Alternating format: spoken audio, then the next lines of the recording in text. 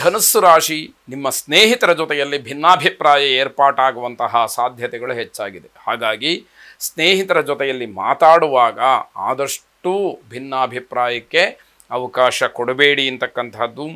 ಸಂಶೋಧನಾ ವಿದ್ಯಾರ್ಥಿಗಳಿಗೆ ಬಹಳ ಶುಭವಾದಂತಹ ದಿವಸ. ನೀವು ಯಾವ ವಿಷಯದಲ್ಲಿ ಹೆಚ್ಚಿನ ಮಾಹಿತಿಯನ್ನು ಪಡ್ಕೊಳ್ಬೇಕು, ಹೆಚ್ಚಿನದಾಗಿ ವಿಷಯವನ್ನು ದಾಖಲಿಸಬೇಕು ಅಂತ ಪ್ರಯತ್ನ ಮಾಡ್ತಾ ಇರ್ತೀರೋ ಅಂತಹ ವಿಷಯಗಳು ನಿಮಗೆ ಹೇರಳವಾಗಿ ಲಭ್ಯವಾಗ್ತಕ್ಕಂಥದ್ದಾಗುತ್ತೆ. ನಿಮ್ಮ ಪರಿಶ್ರಮದಿಂದ ಕಲೆ ಹಾಕದಂತಹ ಯಾವ ಮಾನ್ಯತೆ ಆಗಲಿ, ಗೌರವವಾಗಲಿ ಇವೆಲ್ಲವೂ ಕೂಡ ನಿಮ್ಮದಾಗತಕ್ಕಂತಹ ದಿವಸ.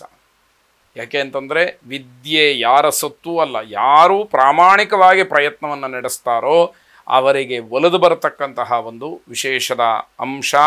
ನಿಮ್ಮ ಬೇಜವಾಬ್ದಾರಿತನದಿಂದ ವಾಹನ ಅಪಘಾತವಾಗ್ತಕ್ಕಂತಹ ಸಾಧ್ಯತೆ ಇರಬಹುದು, ಎಚ್ಚರಿಕೆಯನ್ನು ವಹಿಸಿ. ಹಾಗಾಗಿ ನಿಮ್ಮ ಗಮನ ಪರಿಪೂರ್ಣವಾಗಿ ಯಾವ ಕೆಲಸವನ್ನು ಮಾಡ್ತೀರೋ ಅದೇ ಕೆಲಸದ ಮೇಲೆ ಇರಬೇಕು ಅನ್ನುವಂತಹ ಅರ್ಥ. ನಿಮಗೆ ಮೃತ್ಯುಕಂಟಕನಾದಂತಹ ಮೃತ್ಯುಂಜಯನನ್ನು ಪ್ರಾರ್ಥನೆ ಮಾಡಿ, ಎಲ್ಲವೂ ಕೂಡ ಶುಭವಾಗಿ. ಮಕರ ರಾಶಿ, ಈ ದಿವಸ ನಿಮ್ಮ ಹಣಕಾಸಿನ ವಿಚಾರದಲ್ಲಿ ಹೆಚ್ಚಿನ ಚರ್ಚೆಯನ್ನು ಮಾಡ್ತೀರಿ. ದುಡ್ಡು ಕಾಸಿಗೆ ಸಂಬಂಧಪಟ್ಟ ಹಾಗೆ ಮಾಡಿಕೊಳ್ಬೇಕಾದಂತಹ ವ್ಯವಸ್ಥೆಯಾಗಲಿ ಅಥವಾ ಬೇರೆಯವರಿಂದ ಹಣವನ್ನು ಪಡೆಯುವಂತಹ ಕೆಲಸವಾಗಲಿ ಇವೆಲ್ಲವೂ ಕೂಡ ಗಹನವಾಗಿ ಚರ್ಚೆಗೆ ಬರತಕ್ಕಂತಹ ದಿವಸ. ನಿಮ್ಮ ಕುಟುಂಬದಲ್ಲಿ ತುಂಬ ಸಂತೋಷಕರವಾದಂತಹ ವಾತಾವರಣ ಇರುತ್ತೆ.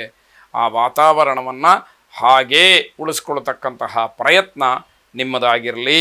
ಆಕಸ್ಮಿಕವಾಗಿ ಎದೆಯಲ್ಲಿ ನೋವು ಕಾಣಿಸ್ಕೊಳ್ಬಹುದು, ಜಾಗ್ರತೆಯನ್ನು ವಹಿಸಿ. ಇದು ಹೃದಯಕ್ಕೆ ಸಂಬಂಧಿಯಾದಂತಹ ಯಾವುದೋ ಸಮಸ್ಯೆ ಅಂತ ಹೇಳಿ ತಿಳ್ಕೊಳ್ಬೇಕಾದಂತಹ ವಿಚಾರವಾಗತ್ತೆ. ಜೀವನಕ್ಕಿಂತ ಜೀವ ಮುಖ್ಯ ಅನ್ನುವಂಥದ್ದು ತಿಳಿದು ಕೆಲಸ ಮಾಡಬೇಕು. ಜೀವ ಚೆನ್ನಾಗಿದ್ದರೆ ನಾವು ನಮ್ಮ ಯೋಗ್ಯತಾನುಸಾರವಾಗಿ ಯಾವ ಕೆಲಸವನ್ನು ಬೇಕಾದರೂ ಕೂಡ ಮಾಡಬಹುದು ಅನ್ನುವಂಥದ್ದು ಬಹಳ ಮುಖ್ಯವಾಗುತ್ತೆ. ತ್ವರಿತ ರುದ್ರನನ್ನು ಮತ್ತು ಈಶ್ವರನನ್ನು ಬಿಲ್ವಪತ್ರೆಯಿಂದ ಅರ್ಚನೆ ಮಾಡಿ ಶುಭವಾಗಿ. ಕುಂಭರಾಶಿ, ಇವತ್ತಿನ ದಿನಚರಿ ಬಹಳ ಶಿಸ್ತುಬದ್ಧವಾಗಿರತಕ್ಕಂಥದ್ದು. ಅದನ್ನು ಹಾಗೇ ಮುಂದುವರಿಸ್ಕೊಂಡು ಹೋಗ್ತಕ್ಕಂತಹ ಪ್ರಯತ್ನಗಳಾಗಲಿ, ದೇವರ ದರ್ಶನಕ್ಕೆ ವಿಶೇಷವಾದಂತಹ ದೇವಸ್ಥಾನಗಳಿಗೆ ಹೋಗುವ ಸಾಧ್ಯತೆ ಇದೆ. ಭಗವಂತನನ್ನು ದರ್ಶನ ಮಾಡಬೇಕು, ಕ್ಷೇತ್ರ ಮಹಿಮೆಯನ್ನು ತಿಳ್ಕೊಳ್ಬೇಕು, ಕ್ಷೇತ್ರದ ಮಣ್ಣನ್ನು ಮೆಟ್ಟಬೇಕು ಅಂತಕ್ಕಂತಹ ನಿಮ್ಮ ಯಾವ ಪ್ರಯತ್ನ ಇದೆ ಅದು ಬಹಳ ಸುಗಮವಾಗಿ ಆಗ್ತಕ್ಕಂಥದ್ದಾಗುತ್ತೆ. ಆಕಸ್ಮಿಕವಾಗಿ ಮಹಾತ್ಮರ ಭೇಟಿ, ಮಾರ್ಗದರ್ಶನ ಇವೆಲ್ಲವೂ ಕೂಡ ಲಭಿಸುವಂಥದ್ದಿದೆ. ಹಾಗಾಗಿ ಯಾರೇ ಯೋಗ್ಯರು ಸಿಕ್ಕಿದರೂ ಕೂಡ ಅವರನ್ನು ಬಹಳ ವಿಶೇಷವಾಗಿ ಮಾತನಾಡಿಸಿ ಅಂತಕ್ಕಂಥದ್ದು. ಆಕಸ್ಮಿಕವಾಗಿ ಮಹಾತ್ಮರ ಭೇಟಿಯಾದಾಗ ನಿಮಗೆ ಹಲವು ವಿಚಾರಗಳು ತಿಳಿತಕ್ಕಂಥದ್ದು ಇದೆ. ವಿದ್ಯಾರ್ಥಿಗಳಿಗೆ ತುಂಬ ಆತಂಕ ಉಂಟಾಗ್ತಕ್ಕಂತಹ ದಿವಸ.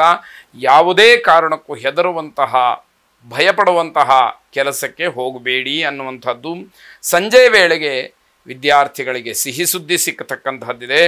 ಕುಂಭರಾಶಿಯ ಅಧಿಪತಿ ಶನೈಶ್ಚರನನ್ನು ಪ್ರಾರ್ಥನೆ ಮಾಡಿ.